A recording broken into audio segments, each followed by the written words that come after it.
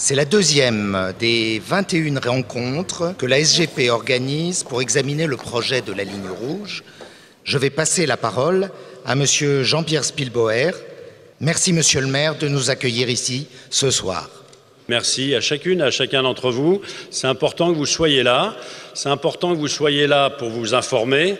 Et c'est important que vous soyez là pour dire ce que vous pensez et dans quel sens il faut travailler. Et puis un merci particulier aux jeunes. C'est bien que vous soyez là parce que c'est votre avenir, c'est votre métro en fait qui se construira dans quelques années.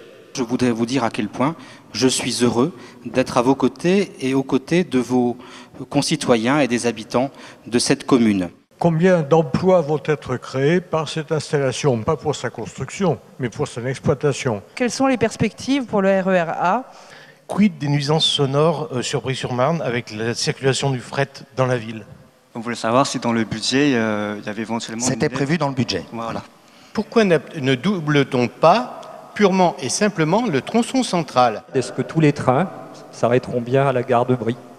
Ce genre de réunion est très intéressante, ça permet de connaître l'avancement des travaux, ainsi que d'avoir la parole, nous, citoyens, qui sommes appelés à prendre les transports tous les jours. C'est intéressant de communiquer sur le sujet, d'avoir une vision assez précise du projet, notamment voir déjà un plan de la gare, c'est quelque chose qui est particulièrement motivant et qui nous rend optimistes pour l'avenir. Ce qui est intéressant, c'est de voir aussi la diversité des intervenants sur des gros projets comme ça.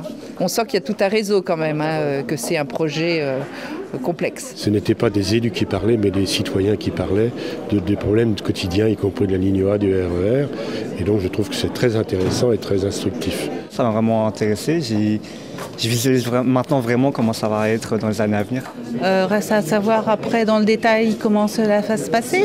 Mais c'est vrai que on voit un côté positif aussi de cette réunion. Et nous ne pouvons que nous réjouir du rythme où les choses ont avancé. La Société du Grand Paris a été un partenaire exemplaire du point de vue des choses, tout comme elle est exemplaire dans sa manière de présenter le dossier et de mener ces concertations. Donc là, on a fait ça le comble et c'est une bonne chose. Ça prouve que les gens s'intéressent. Les gens posaient de très bonnes questions, pertinentes, à la fois satisfaits du projet du Grand Paris, puisqu'il est très bien présenté, très bien analysé et donc compréhensible par tout le monde.